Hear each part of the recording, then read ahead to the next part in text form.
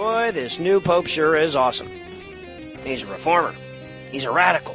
He's a beacon of light illuminating the dimmest hour of Catholic decline. He's beloved by all, Catholic and otherwise. He's approachable. He's off the cuff. He's lovable. He's the antithesis to Pope Palpatine II. He is a game changer.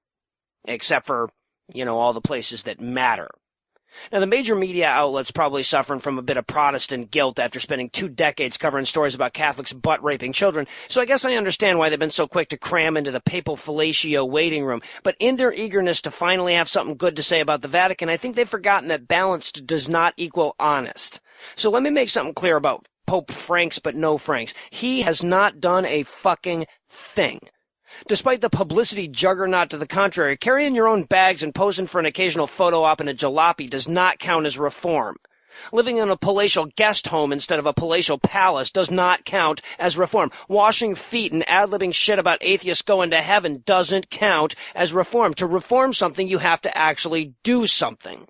Let's face it, during the reign of Pope Benedictad, we had some pretty legitimate complaints about the papacy, and none of them were, man, that old fucker won't even carry his own luggage.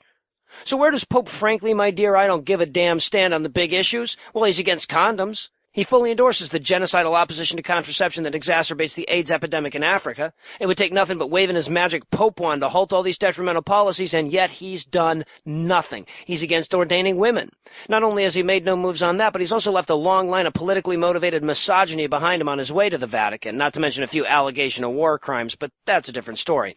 He's also staunchly homophobic. He actually described the move in Argentina to legalize gay marriage as, quote, a war against God. He shows no signs whatsoever that he's going to move the Vatican into the 21st century with regard to gays. He's also a staunch supporter of celibacy for priests, despite the fact that it isn't biblical. It actually directly contradicts the biblical prescription for priests and their sex lives, and he could give a damn less if it's harmful psychologically.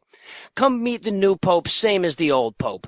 In all the ways that matter, he hasn't changed anything, and yet every day I hop onto a religion news site and I read about all these great symbolic reforms he's making. Well, symbolic actions are great unless they're coming from somebody who has the authority to make real change and isn't.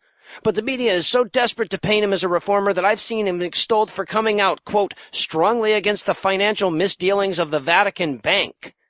Like there was some other pope who was all about publicly endorsing laundering money for the mafia? Look, maybe the media is right and I'm wrong. Maybe Pope Frankie Doodle Dandy really is planning on reforming the Vatican from the ground up. But he hasn't started yet. And when you take over as the head of the most corrupt institution on the planet, you don't get any extra credit for dressing less flamboyantly than the last guy.